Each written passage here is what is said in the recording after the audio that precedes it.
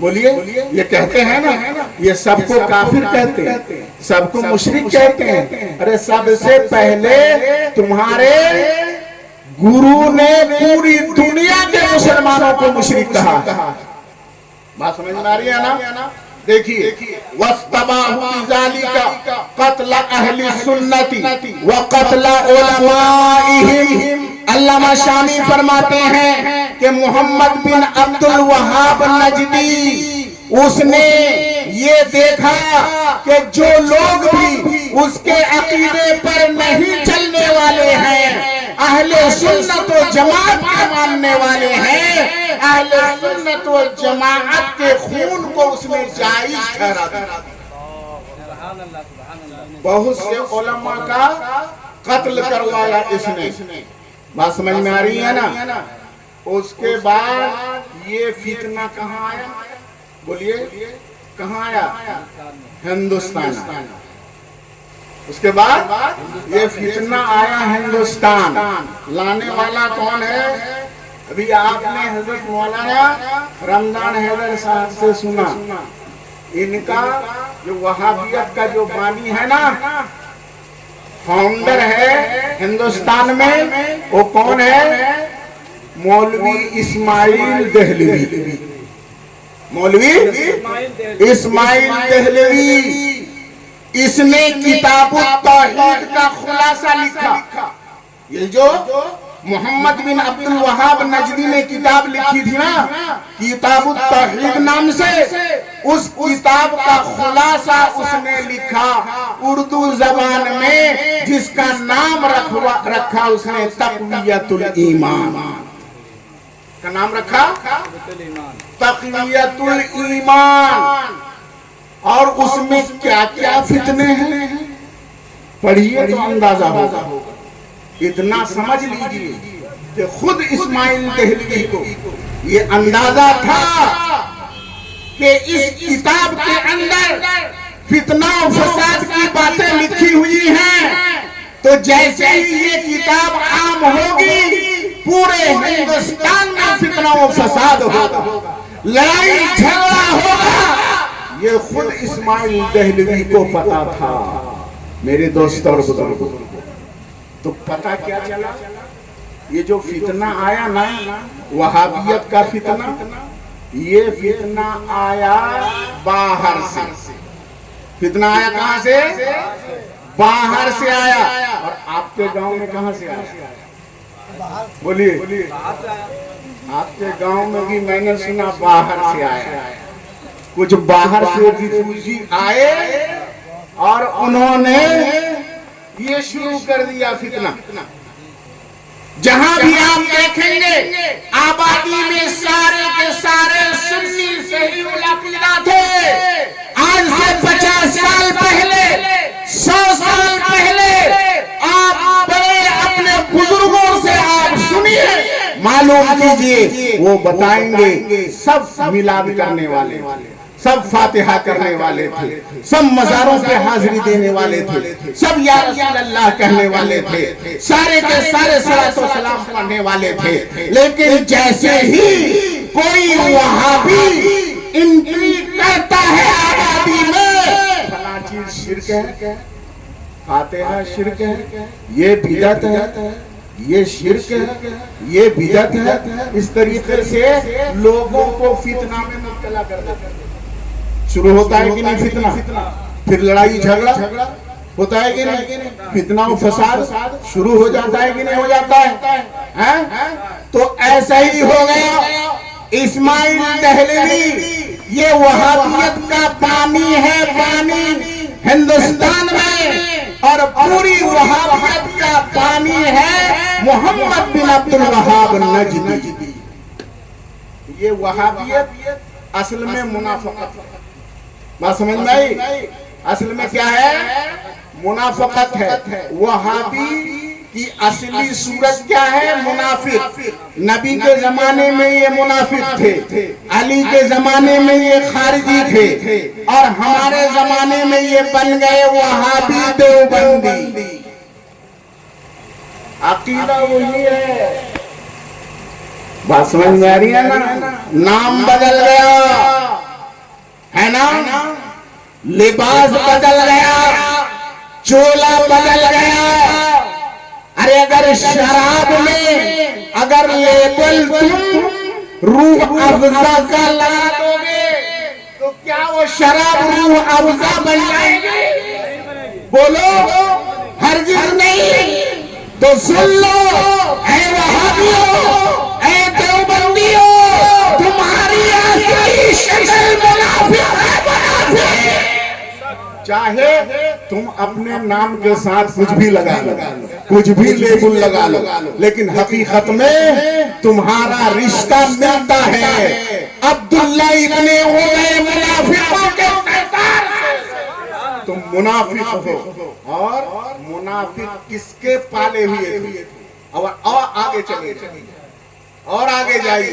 یہ منافق کس کے پالے ہوئے تھے؟ عیسائیوں کے پالے ہوئے، کرسچن کے پالے ہوئے تھے، یہودیوں کے پالے ہوئے تھے. یہودیوں نے ہمیشہ یہ چاہا، عیسائیوں نے ہمیشہ یہ چاہا کہ جتنا نقصان اسلام کو کھلے دشمنوں سے ہوتا ہے وہ نقصان کافی نہیں ہے، چھپے دشمن بناؤ اسلام کے، چھپے دشمن بناؤ. چھپے دشمن بنانا شروع کر دیا اور تاریخ شاہد ہے، ہسٹری گواہ ہے. سلطنت عثمانیہ کو توڑنے والے یہی وہابی تھے. سلطنت عثمانیہ جو ترکی کی سلطنت تھی اور جس سے پورا کفر لرزتا تھا، اسلام کا شان و شوکت کا وہ کی علامت سلطنت عثمانیہ، اس کو توڑنے میں وہابیوں کا سردار محمد بن عبد الوہاب ہی اعلی کار بنا تھا. میں ایسے نہیں بولتا ہوں. ایک ہمفرے نام کا ایک انگریز جاسوس گزرا ہے، برطانیہ کا جاسوس تھا. جب سلطنت عثمانیہ کو توڑنے کی بات آئی، سازش ہوئی، ایک میٹنگ بیٹھی تو 9 جاسوس تیار ہوئے تھے کہ ان جاسوسوں کو عرب بھیجا جائے، ایران بھیجا جائے اور وہاں پر جا کر کے وہ کچھ مسلمانوں کو، کلمہ پڑھنے والوں کو کچھ اندر تیار کریں عیسائیوں کے مشن کے لیے، یہودیوں کے مشن کے لیے اور سلطنت عثمانیہ کو ٹکڑے ٹکڑے کرنے کے لیے. تو ہم فرے بہت چالاک جاسوس تھا، بڑا تیز ترار تھا. اس نے ترکی زبان بھی سیکھی، اس نے ایرانی زبان بھی، فارسی زبان بھی سیکھی، اس نے عربی زبان بھی سیکھی. اور جب وہ آیا عرب مقام درعیہ میں وہ پہنچا، جب نجد میں وہ پہنچا تو دیکھا یہ محمد بن عبد الوہاب نجدی، یہ ملا تو بڑا اپنے نام کا شوق رکھتا ہے، نام آوری کا بڑا اس کو شوق ہے، اس کو شہرت کا بڑا شوق ہے، حکومت کا بڑا شوق ہے. تو اس نے محمد بن عبد الوہاب نجدی کو سلطنت عثمانیہ کو توڑنے کے لیے اپنا اعلی کار بنایا تھا. اب آپ ہمفرے کی بات سنیے. ہمفرے کہتا ہے محمد was the sort I had been looking for the Times scholar, his select light, even the earliest 4 Khalifas, his having and dependent with the understanding the Quran and the Sunnah were his most vulnerable point of hunt and obtain him. وہ کہتا ہے سن لو، محمد بن عبد الوہاب نجدی سے ملاقات کے بعد میں اس نتیجے پر پہنچا. کون کہہ رہا ہے؟ انگریز جاسوس کہہ رہا ہے. آپ نیٹ پہ سرچ کرو، ہمفرے کی ڈائری آپ نیٹ پہ سرچ کر لو، آج بھی موجود ہے. انگریزی پڑھنے والے پڑھ لو، اس کا ہندی میں بھی ٹرانسلیٹ ہوا ہے، اردو میں بھی ٹرانسلیٹ ہوا ہے. آپ دیکھ لو. وہ کہتا کیا ہے انگریز جاسوس کہ میں محمد بن عبد الوہاب نجدی سے ملاقات کے بعد اس نتیجے پر پہنچا کہ اس کو برطانوی حکومت، برٹش حکومت، اس کو برٹش حکومت کے مقاصد کو عملی جامہ پہنانے کے لیے استعمال کیا جا سکتا ہے۔ اس کا مزاج سمجھا، دیکھا یہ کیا چاہتا ہے، اس نے سمجھ لیا کہ یہ آدمی اپنے لیے بہت سوٹیبل ہے، بڑا اچھا ہے، اس سے کام لیا جا سکتا ہے اور مسلمانوں کی حکومت، شاندار حکومت، سلطنت عثمانیہ کا خاتمہ کیا جا سکتا ہے۔ اس نے یہ کہا، وہ کہتا ہے کیونکہ وہ قرآن و سنت کو سمجھنے میں اتنا خود سر اور آزاد خیال تھا کہ اس کے معاصر علماء تو کجا، وہ خلفائے راشدین کو بھی خاطر نہیں لاتا۔ قرآن سنت کو سمجھنے میں اپنا مائنڈ لگاتا تھا، اپنا دماغ لگاتا تھا، سوچتا تھا میں قرآن و سنت کو، قرآن و حدیث کو میں خود سمجھ سکتا ہوں۔ بات سمجھ میں آئی؟ وہ خلفائے راشدین کو بھی خاطر نہیں لاتا ہے نا؟ بات سمجھ میں آ رہی ہے؟ یہ کون کہہ رہا ہے؟ انگریز جاسوس ہمفرے کہہ رہا ہے۔ یہ اس کا اتنا خطرناک کمزور پہلو تھا جس سے بآسانی اس کو اپنے جال میں پھانسا جا سکتا تھا۔ یہ انگریز جاسوس کا کہنا۔ میری دوست اور بزرگ، آپ نے تاریخ مختصر سی سن لی کی نہیں؟ دماغ میں بیٹھا کی نہیں کہ یہ لوگ کون ہیں؟ بولیے، یہ منافق تھے نبی کے زمانے میں، علی کے زمانے میں یہ خارجی ہو گئے، اور ہمارے زمانے میں یہ کون ہو گئے؟ بولیے بولیے زور سے، وہابی دیوبندی، وہابی دیوبندی۔ وہابی دیوبندی میں اس لیے کہہ رہا ہوں کہ محمد بن عبد الوہاب نجدی جب وہابیت کا پرچار کرنے لگا انڈیا میں، تو سب سے پہلے اس کو ایکسپٹ کیا تھا کس نے؟ دیوبند کے مولویوں نے۔ سب سے پہلے دیوبند کے مولویوں نے، اسماعیل دہلوی نے جو پرچار کیا تقویت الایمان کے ذریعے سے، تو دیوبند میں آ کر کے اس تحریک کو غذا ملی۔ بات سمجھ میں آئی نا؟ ان کی تائید مل گئی اور انہوں نے اپنی کتاب میں لکھا، رشید احمد گنگوہی ان کا مولوی ہے، بہت بڑا مولوی رشید احمد گنگوہی، اس کی کتاب ہے فتاوی رشیدیہ۔ فتاوی رشیدیہ کے اندر موجود ہے، رشید احمد گنگوہی سے پوچھا گیا کہ یہ اسماعیل دہلوی یہ کیسے تھے، محمد بن عبد الوہاب نجدی کیسے تھے، دونوں کے بارے میں سوال ہوا۔ انہوں نے کہا کہ یہ متبع سنت تھے، اچھے آدمی تھے، ان کے عقائد بڑے اچھے۔ بات سمجھ میں آئی؟ ان کے عقائد بڑے اچھے، یعنی وہ پوری دنیا کے مسلمان کو مشرک قرار دیں، نبی کے روضہ کو سب سے بڑا بت کہے، لیکن عقیدہ بڑا اچھا۔ تو چور چور موسرے بھائی ہوتے ہیں نا، تو ان کا دل بھی سیاہ، ان کا دل بھی سیاہ، یہ دونوں کالے، دونوں آپس میں مل گئے، دونوں کالے ملے۔ بات سمجھ میں آ رہی ہے نا؟ اب آپ سنیے کیسے گندے عقیدے ہیں ان کے، کچھ تو آپ نے سنا نا۔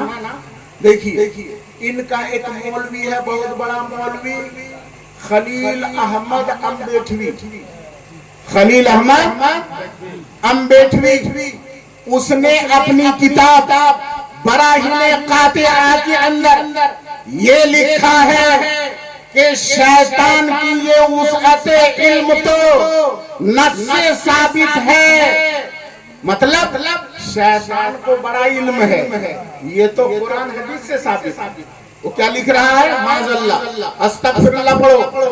وہ کہتا کیا ہے کہ شیطان کا علم بہت زیادہ ہے، یہ قرآن سے ثابت ہے، یہ حدیث سے ثابت ہے۔ نبی کو بہت زیادہ علم تھا، اس کے لیے قرآن کی کون سی آیت ہے، قرآن کی کون سی آیت ہے، کون سی حدیث ہے؟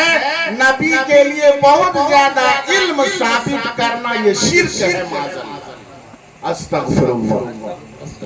بولیے شیطان سے اتنی ہمدردی کہ شیطان کا علم ماننے کے لیے تیار، بولیے، لیکن نبی کا علم بہت زیادہ ہے، یہ ماننے کے لیے تیار نہیں ہے۔ اب بولو ایسے آدمی کو مسلمان کہو گے؟ بولو بھائی مسلمان کہو گے؟ ارے جس کے نزدیک شیطان کا علم نبی کے علم سے زیادہ ہے، ارے اس کا نبی کوئی اور ہوگا۔ ارے ہمارے نبی کا عالم تو یہ ہے کہ پروردگار ارشاد فرماتا ہے وَعَلَّمَكَ مَا لَمْ تَكُنْ تَعْلَمْ وَكَانَ فَضْلُ اللَّهِ عَلَيْكَ عَظِيمًا۔ اے پیارے نبی، آپ کے رب نے آپ کو وہ سب کچھ سکھا دیا جو آپ نہیں جانتے تھے۔ سبحان اللہ، سبحان اللہ، یا رسول اللہ، یا رسول اللہ، یا رسول اللہ، یا رسول اللہ، زندہ باد، زندہ باد، یا اللہ اکبر، یا رسول اللہ، یا رسول اللہ، زندہ باد، زندہ باد، زندہ باد، زندہ باد، زندہ باد۔ وقت تو کافی ہونے جا رہا ہے، میں اصل پوائنٹ کی طرف آتا ہوں۔ شاید انہوں نے ہی، ہے نا، سمجھ گئے نا آپ؟ اب نام لینے کی ضرورت نہیں ہے۔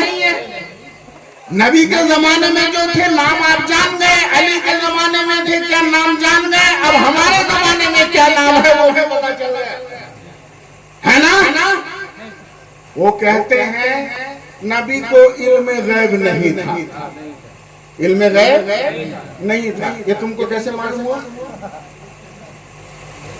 بولو، اس سے پوچھو تم کو کیسے معلوم تھا؟ اللہ نے تو فرمایا کہ نبی جو علم نہیں جانتے تھے اللہ نے وہ علم دے دیا، یہ جانتے تھے وہ نہیں جانتے تھے، یہ تم کو کس نے بتایا؟ تو اس کا مطلب تم اپنے ہی علم غیب منوانا چاہ رہے، اپنا علم غیب منوانا چاہ رہے۔ یہ علم تھا وہ نہیں تھا، وہ نہیں تھا، ہے نا۔ اللہ نے تو فرمایا جو نہیں جانتے تھے وہ سب سکھا دیا، سبحان اللہ، سب دے دیا۔ اب کیا دیا؟ دینے والا جانے، لینے والا جانے۔ سبحان اللہ، سبحان اللہ۔ اتنا جانتے ہیں اللہ نے جو دیا نبی نے وہ پایا، سبحان اللہ، جو سکھایا وہ اللہ کے نبی نے سیکھ لیا۔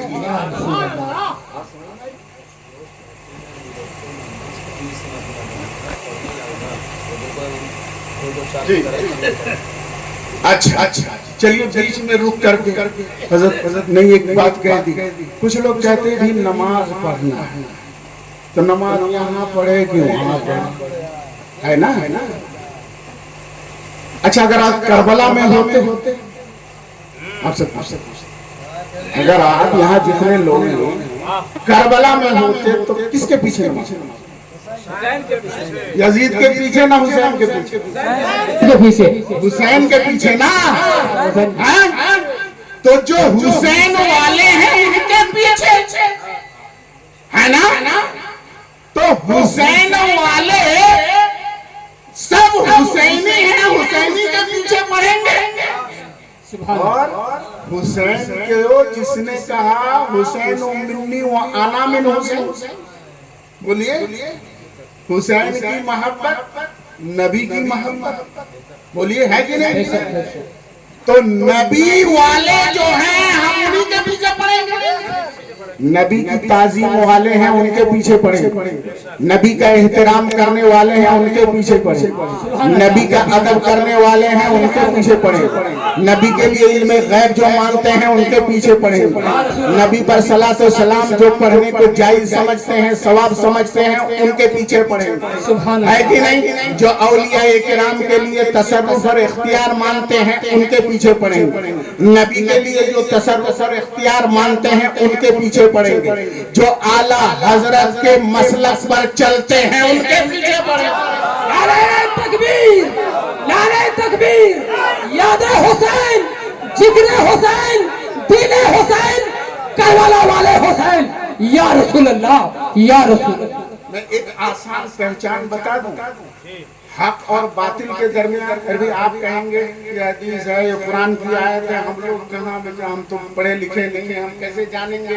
مولوی تو وہ بھی ہے، وہ بھی جبہ لگا کے آتا ہے، یہ بھی جبہ لگا کے آتا ہے، وہ بھی ٹوپی والا ہے، یہ بھی ٹوپی والا ہے، وہ بھی داڑھی والا ہے، یہ بھی داڑھی والا ہے، قرآن و حدیث کی بات وہ بھی کرتا ہے، یہ بھی کرتا ہے۔ ہم بیچارے کیا جانیں، ان پڑھ لوگ کیا جانیں کون صحیح ہے کون غلط ہے؟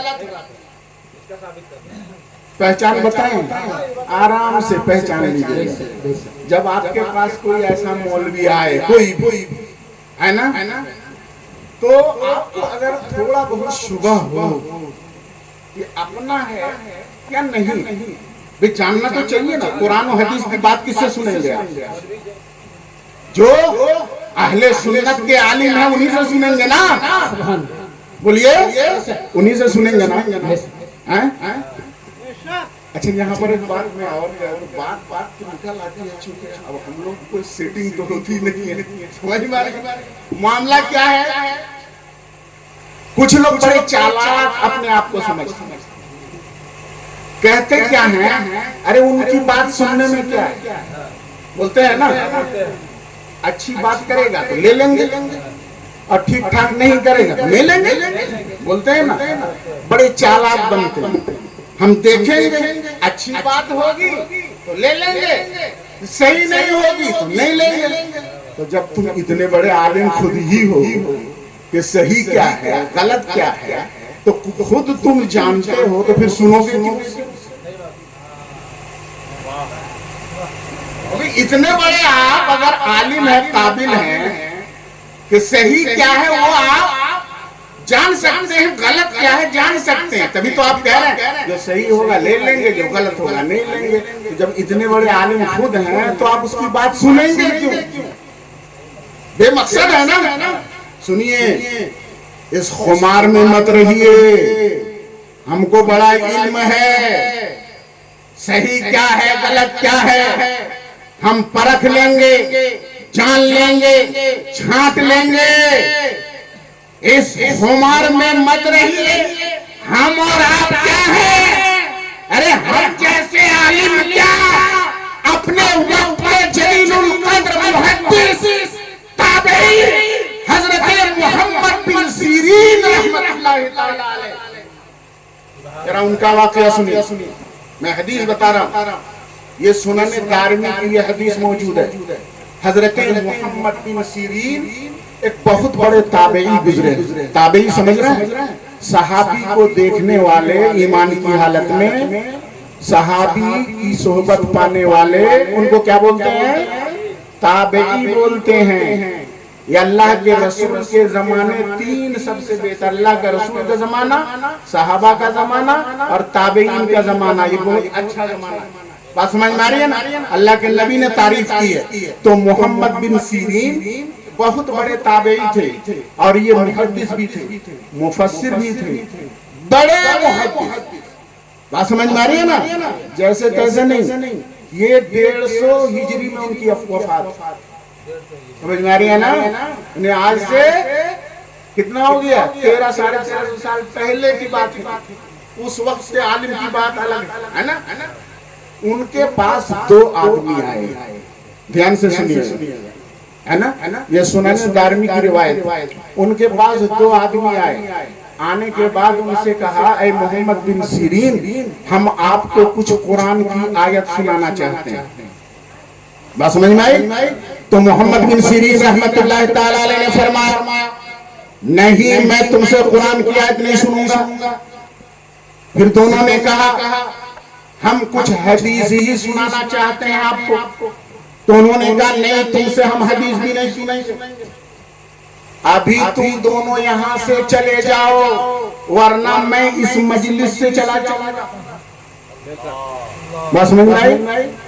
جب وہ دونوں چلے گئے تو جو وہاں پر موجود تھے جو لوگ انہوں نے پوچھا اے محمد بن سیرین آپ کو تو وہ قرآن کی آیت سنانا چاہتے تھے نا, حدیث سنانا چاہتے تھے, تو سننے میں کیا حرج تھا, کیوں نہیں سنا؟ قربان جاؤ, جواب سنو اور اپنے لیے نصیحت بنا لو. سنیو اپنے عقیدے کو اگر بچانا چاہتے ہو تو اپنے لیے اس کو نصیحت بنا لو. حضرت محمد بن سیرین رحمت اللہ تعالی علیہ نے فرمایا کہ وہ دو آدمی جو ہم کو قرآن کی آیت سنانا چاہ رہے تھے, حدیث سنانا چاہ رہے تھے, وہ غلط عقیدے والے, وہ بد عقیدہ تھے, غلط عقیدہ والے تھے. یہ ہو سکتا تھا کہ وہ قرآن کی کوئی آیت پڑھتا اور اس کی تفسیر کوئی غلط بتاتا, حدیث پڑھتا اس کا معنی کچھ غلط بتاتا اور میں وہ سمجھ لیتا اسی کو حق, اسی کو میں صحیح سمجھ لیتا تو میرا عقیدہ بگڑ جاتا. سمجھ میں آ رہی؟ حالانکہ محمد بن سیرین عقیدہ کیا تھا وہ نہیں معلوم تھا, صحیح کیا تھا نہیں معلوم تھا, غلط کیا تھا نہیں معلوم تھا. یہ بعد کے لوگوں کے لیے نصیحت, وہ نصیحت دینا چاہتے تھے کہ لوگوں تم اپنے علم پر غرور مت کرنا, اپنی معلومات پہ غرور مت کرنا. ہمیشہ جو بد عقیدہ ہے, جو گمراہ ہے, جو غدار مصطفیٰ ہے, اس کی صحبت سے دور رہا کرنا. وہ آیت سنائے تو بھی نہ سننا, حدیث سنائے تو بھی. سبحان اللہ, سبحان اللہ, یا رسول اللہ. بات سمجھ میں آئی؟ اور میں ایک اور حوالہ دے دوں. مسلم شریف مشہور کتاب ہے نا حدیث کی, آپ لوگوں نے نام تو سنا ہے نا. مسلم شریف کے مقدمے کے اندر شروع میں حضرت محمد بن حضرت عبداللہ ابن مبارک رحمت اللہ تعالی, حضرت عبداللہ ابن مبارک رحمت اللہ تعالی علیہ, یہ بہت بڑے محدث تھے, بہت بڑے محدث, وہ بھی تابعی تھے. بس وہ کیا فرماتے ہیں؟ وہ فرماتے ہیں کہ نبی کا زمانہ تھا تو سارے صحابہ عادل تھے, سارے صحابہ نیک تھے, عادل تھے نا. تو جب بھی وہ کوئی حدیث سناتے تھے ہم آنکھ بند کر کے سن لیتے کہ صحابی غلط نہیں ہو سکتے ہیں نا, جھوٹ نہیں بول سکتے ہیں نا. کوئی بھی وہ حدیث سناتے تھے تو ہم سن لیتے تھے. لیکن جب صحابہ کا زمانہ گزر گیا اور جب ہمارا زمانہ آیا تو ہمارے زمانے میں کچھ جھوٹے بھی پیدا ہو گئے جو نبی کی حدیث کر پیش کرتے ہیں, نبی کی جانب جھوٹی حدیث منسوب کرتے ہیں. کچھ گمراہ لوگ ہیں. تو اب ہم کیا کرتے ہیں؟ اب ہم چھان بین کرتے ہیں, دیکھتے ہیں اگر حدیث بیان کرنے والا اہل سنت و جماعت میں سے ہوتا ہے, کوئی سنی ہوتا ہے, فنأخذ حدیثه وإن كان من أهل البدع فلا نأخذ حدیثه. اگر کوئی حدیث سنانے والا سنی ہوتا ہے تو ہم اس سے حدیث لیتے ہیں, اس کی حدیث سنتے ہیں. اور اگر وہ گمراہ ہوتا ہے, بد عقیدہ ہوتا ہے, تو اس کی حدیث ہم نہیں سنتے ہیں. اب سمجھ میں آیا نا؟ اب زیادہ چالاک بننے کی کوئی کوشش نہ کریں کہ اگر صحیح ہوگا تو لے لیں گے, غلط ہوگا تو ہم چھوڑ دیں گے. بات سمجھ میں آئی؟ اہل سنت کے علماء سے قرآن و حدیث کی باتیں سنو سنو کہا ہے نا علم غیب مصطفیٰ پر اعتراض کیا ہے نا، مناظرہ رکھ لو سیدھے سیدھے۔ ہمارا دعویٰ ہے جو نبی کے لیے مطلق علم غیب کا انکار کرتا ہے وہ مسلمان نہیں ہے۔ نوٹ کرو دعویٰ، اسے ہم ثابت کریں گے، دکھائیں گے، دلیل کے ذریعے سے ہم ثابت کر کے دکھائیں گے کہ جو نبی کے لیے مطلق علم غیب کا انکار کرتا ہے وہ کافر ہے، کافر ہے، اس لیے کہ وہ قرآن کا بھی انکار کرتا ہے اور حدیث کا بھی انکار کرتا ہے، قرآن کا بھی انکار کرتا ہے اور حدیث کا بھی انکار کرتا ہے۔ قرآن کی آیت ہے، سنو، اللہ تبارک و تعالی فرماتا ہے عالم الغیب فلا یظہر علی غیبہ احدا الا من ارتضی من رسول۔ عالم الغیب اللہ تبارک و تعالی اپنا غیب کسی کو عطا نہیں فرماتا، علم غیب کسی کو عطا نہیں فرماتا، لیکن اپنے پسندیدہ رسول کو، اپنے رسول کو عطا فرماتا ہے۔ سبحان اللہ، کہاں ہے؟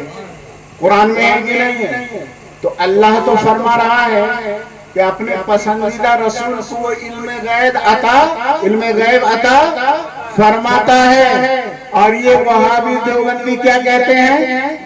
نبی کو علم غیب بولیے نہیں ہے۔ تو قرآن کا انکار ہوا کہ نہیں؟ انکار ہوا نا۔ اور قرآن کا انکار کرنے والا مسلمان رہے گا؟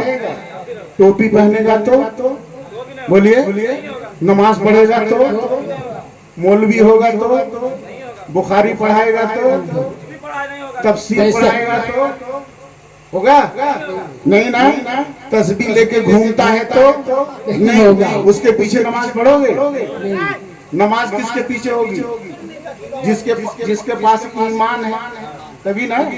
بولیے، کسی ٹھاکر کے پیچھے نماز پڑھو گے؟ ٹوپی لگا کر کے وہ پڑھانے لگے تو، کرتا پائجامہ لگا کر کے، ٹوپی لگا کر کے، جبہ لگا کر کے نماز پڑھیں گے؟ کیوں نہیں پڑھیں؟ ایمان ہی نہیں ہے تو پھر یہ کیوں پوچھ رہے ہیں کہ کس کے پیچھے پڑھیں، کس کے پیچھے نہ پڑھیں؟ سیدھی سی بات ہے، جس کے پاس ایمان ہے اس کے پیچھے پڑھیں گے۔ اگر اس کے لیے نماز کی اور صحیح ہونے کی شرطیں پائی جا رہی ہیں تو، وہ امام بننے کے لائق ہے تو اس کے پیچھے پڑھیں گے۔ بات سمجھ میں آئے گی نہیں؟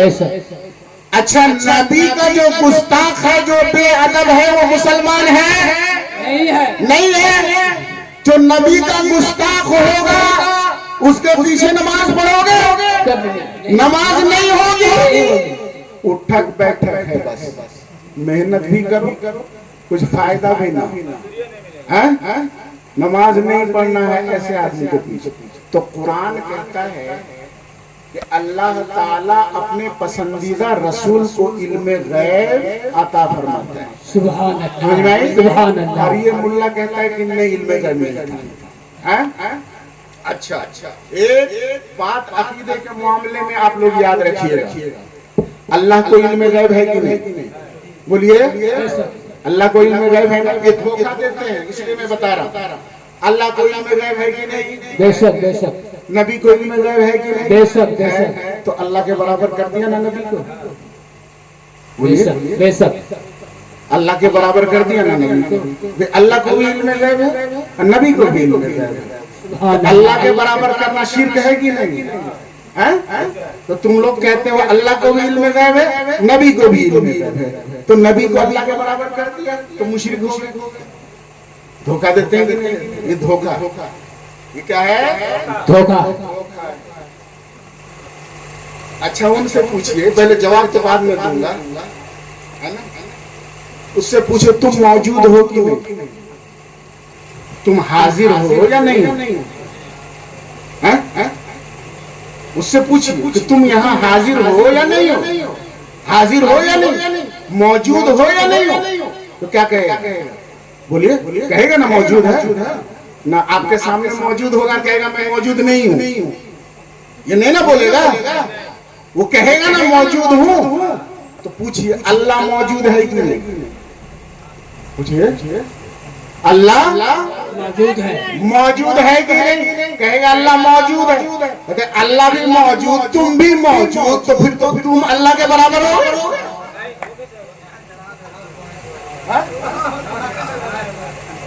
تم تو پھر اللہ کے برابر ہو تم خود مشرک ہو بات سمجھ میں آ رہی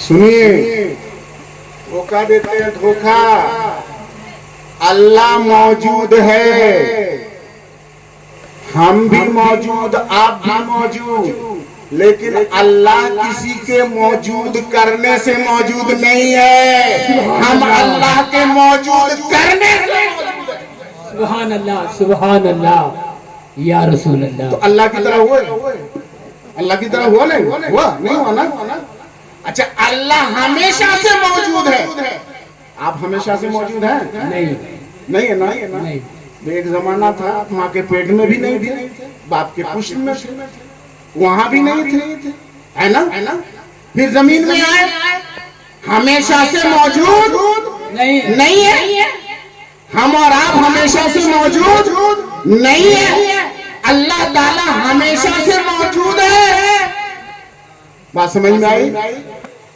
اللہ کو علم غیب ہے کسی کے دینے سے نہیں کسی کے دینے سے نہیں اس کو اور نبی کو علم غیب ہے اللہ کے دینے سے نبی کو علم غیب ہے اللہ کے دینے سے تو نبی کو جو ملا اللہ کے دینے سے ملا اور اللہ کو کسی کے دینے سے نہیں ملا تو نبی کو علم غیب ہے اللہ کو بھی علم غیب ہے برابر نہیں ہوا برابر نہیں ہوا تو پھر شرک کہاں سے ہوا ہم نے نبی کو برابر کہاں نہیں کیا نا اور سن لیجیے اللہ کا جو علم ہے نا اس کی کوئی انتہا نہیں کوئی اور چھوڑ نہیں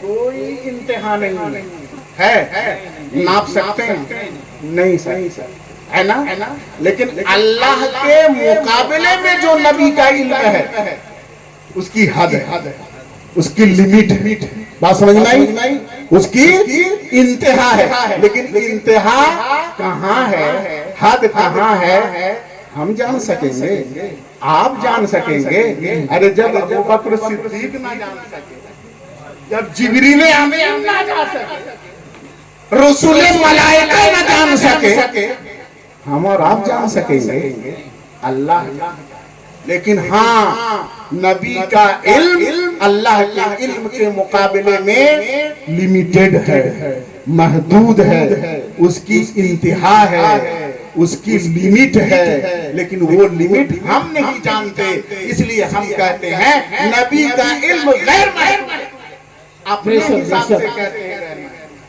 اپنے حساب سے خدا خدا کے حساب سے تو محدود ہے میرے دوستو میں آپ کو وہ علامت بتا رہا تھا بیچ میں اتنی باتیں چلی بڑھتی چلی کیسے جانیں یہ صحیح مولوی ہے یا غلط ہے اس کو بٹھانے کے بعد اس سے خبر و خیریت لینے کے بعد وہ آپ سے پوچھیں گے کیسے ہیں بھائی کیا ہے نا کیسا کاروبار چل رہا ہے اچھے ہیں کہ نہیں تو آپ کہیے الحمدللہ اللہ تعالیٰ کا کرم ہے اس کے رسول پاک صلی اللہ تعالیٰ علیہ وسلم کے وسیلے سے غوث اعظم کے وسیلے سے خواجہ اجمیری کی وسیلے سے بزرگان دین کے وسیلے سے میرا کاروبار بہت اچھا چل رہا ہے بہت خوشحالی کے ساتھ زندگی گزر یہ سب بولتے جائیے اور چہرہ دیکھتے جائیے سبحان اللہ سبحان اللہ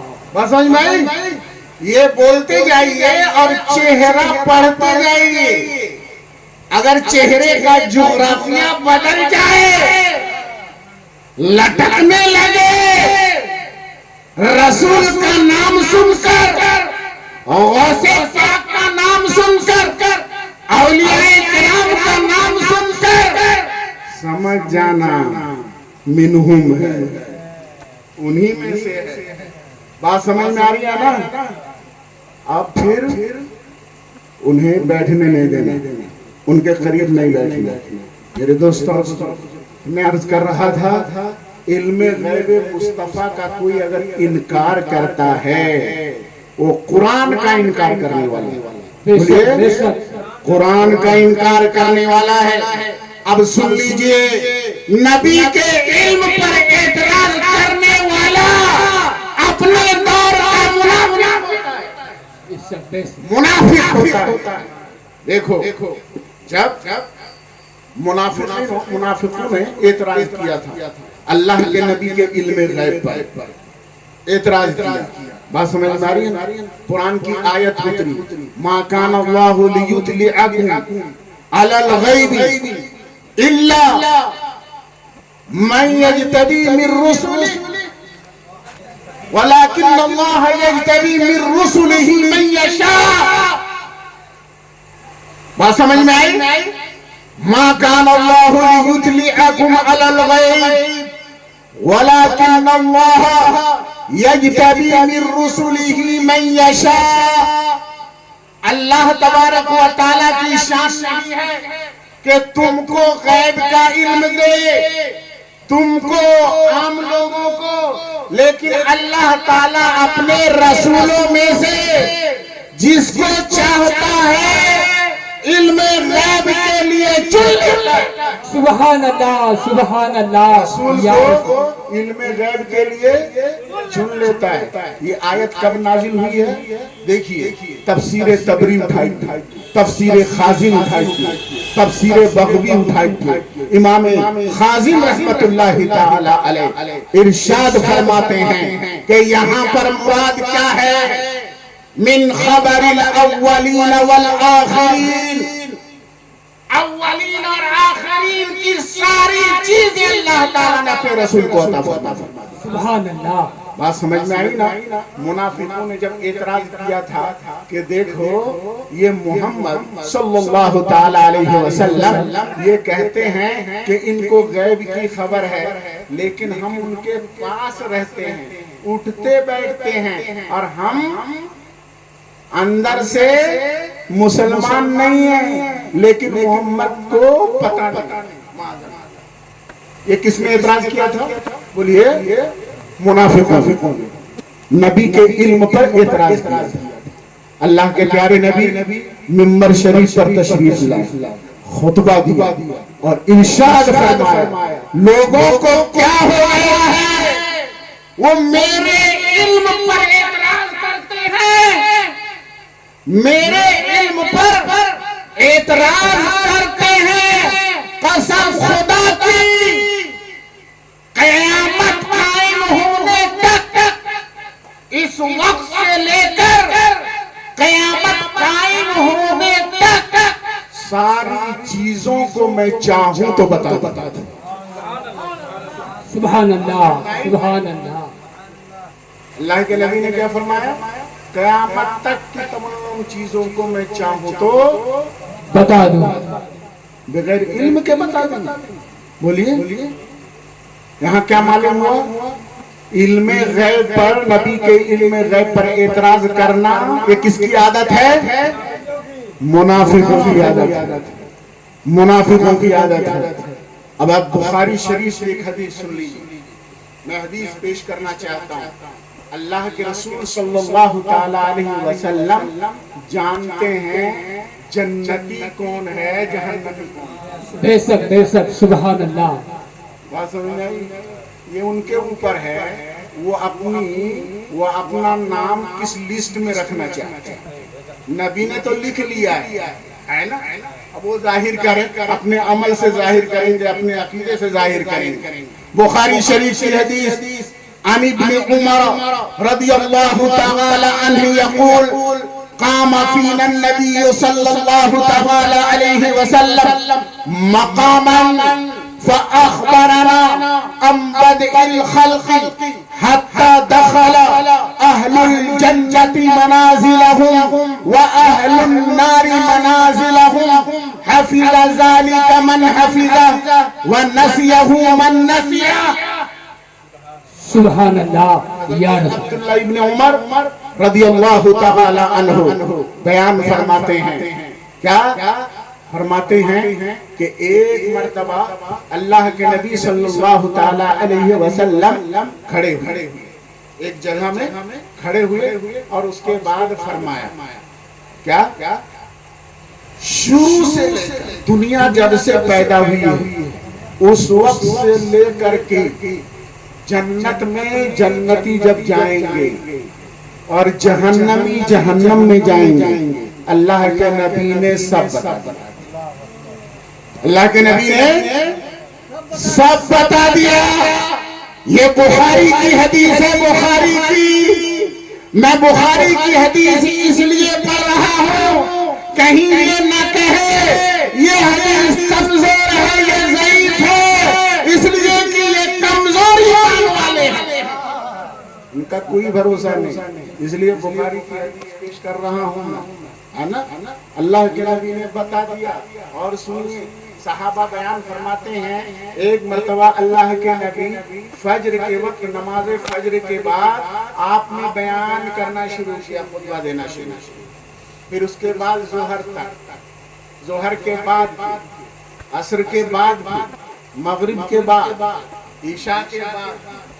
فرماتے ہیں صحابہ اللہ کے نبی نے جب سے دنیا قائم ہوئی ہے اس وقت سے لے کر جنتیوں کے جنت میں جانے تک اور جہنمیوں کے جہنم میں جانے تک کی تمام چیزوں کے بارے میں بتائیں. سبحان اللہ. بات سمجھ میں آ رہی ہے نا؟ ایک روایت میں اللہ کے پیارے نبی صلی اللہ تعالی علیہ وسلم کے ہاتھ میں 2 کتابیں تھی. فرمایا اس کتاب کے اندر تمام جنتیوں کے نام ہیں اور یہ جو بائیں ہاتھ میں کتاب ہے اس میں تمام جہنمیوں کے نام ہیں. حضرات گرامی آپ سوچیں گے کہ اس کتاب میں کیسے تمام جہنمیوں کروڑوں اربوں خربوں کیسے نام آ سکتے ہیں؟ بولو. ارے آج کے جدید ٹیکنالوجی سے اگر آپ واقف ہیں اتنے بڑے چیپس میں 25,000 کتابیں آ سکتی ہیں، 50,000 کتابیں آ سکتی ہیں. بولیے تو اللہ کے نبی وہ تو بولیے اللہ تبارک و تعالیٰ کی طرف سے آپ کو تو تصرف دیا گیا تھا نا، اختیار دیا گیا تھا نا. تم ارے اپنے معاملے کو نبی کے معاملے پر کیوں قیاس کرتے ہو؟ جب ایک چیپس میں ہزاروں کی تعداد میں کتابیں آ سکتی ہیں، لاکھوں صفحات کی کتابیں، تو وہ جنتی کتابیں کیا اس میں نہیں ہو سکتی؟ لاکھوں کروڑوں اربوں لوگوں کے نام نہیں ہو سکتے؟ حضرات گرامی میرے آقا جلال میں ایک مرتبہ کھڑے ہوئے، میرے علم پر اعتراض کرتے ہو؟ حضرت عمر فاروق رضی اللہ تعالی عنہ با ادب ہو کر کے کھڑے ہو گئے. انہوں نے عرض کیا رضیت بالاسلام دینا، میں اسلام کے دین اسلام سے میں راضی ہوں، دین ہونے سے راضی ہوں، اور محمد النبی اور محمد الرسول اللہ صلی اللہ تعالی علیہ وسلم کے نبی ہونے سے راضی ہوں. حضرت گرامی فرمایا حضرت ابو حذافہ بات سمجھ گئی؟ وہ کھڑے انہوں نے کہا یا رسول اللہ میرے والد کا نام کیا؟ انہوں نے بتا دیا تمہارے باپ کا نام حذافہ ہے. بات سمجھ میں آ رہی ہے نا؟ اور سنیے رسول کائنات صلی اللہ تعالی علیہ وسلم کے علم غیب پر اعتراض کرنے والوں، علم غیب مصطفیٰ پر اعتراض کرتے ہو. سنو تم نے جو یہ کہا ہے نا کہ اگر نبی کو معلوم ہوتا تو وہ ہار جو حضرت عائشہ کا گم ہوا تھا وہ بتا دیتے، مل جاتا ہے نا، پریشانی نہیں ہوتی ہے نا. دیکھیے ایک بات یاد رکھیے، علم ہونا الگ چیز ہے، توجہ ہونا الگ چیز ہے۔ علم ہونا الگ چیز ہے۔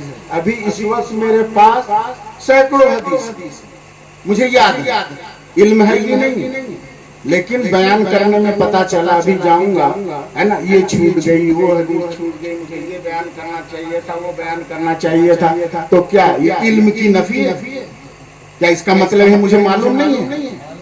معلوم ہے، توجہ نہیں ہوئی، بات سمجھ میں آئی؟ تو توجہ ہونا الگ ہے، علم ہونا الگ ہے۔ علم ہونا الگ، توجہ ہونا الگ۔ اللہ کے نبی صلی اللہ تعالی علیہ وسلم کو کبھی کبھی ایسا ہوتا تھا کہ اللہ تبارک و تعالی کی خاص توجہ اللہ تعالی کی طرف سے اللہ کے نبی کی ہوتی تھی۔ اللہ تبارک و تعالی اپنے نبی کی توجہ کو اپنی طرف پھیر لیتا تھا، ادھر ذہن نہیں جاتا تھا۔ اسی حدیث کے اندر موجود ہے، یہ ہار گم ہونے والا واقعہ ہے نا، بخاری میں اسی میں موجود ہے۔ جب ہار مل گیا، تیمم کی آیت نازل ہوئی، توجہ دیجیے، تیمم کی آیت نازل ہوئی۔ وہ ایسی جگہ تھی جہاں پر پانی، ہار پہلے مل جاتا، قافلہ چلا جاتا، پانی تک پہنچ جاتا، لوگ وضو کر کے نماز پڑھتے، تو تیمم کا حکم کیسے معلوم؟ بے شک سبحان اللہ۔ ہار ڈھونڈنے میں وقت جانے لگا، دیر ہو گئی، آزو بازو پانی نہیں ہے۔ توجہ دیجیے، حضرت ابوبکر صدیق رضی اللہ تعالی عنہ اپنی بیٹی کو ڈانٹ رہے ہیں، تم نے روک رکھا ہے، اللہ کے نبی کو روک دیا، صحابہ کو روک دیا ہے، اور یہاں پانی موجود نہیں ہے، نماز کا وقت جا رہا ہے، ڈانٹ رہے ہیں۔ توجہ دیجئے گا، لیکن پیارے نبی کچھ نہیں، حکمت دیکھ رہے ہیں۔ قرآن کی آیت اترنے والی ہے، اللہ کے نبی انتظار میں۔ توجہ دیجئے گا، حضرت عمران بن حسین رضی اللہ تعالی عنہ اسی قافلہ میں موجود ہیں، صحابی رسول موجود ہیں۔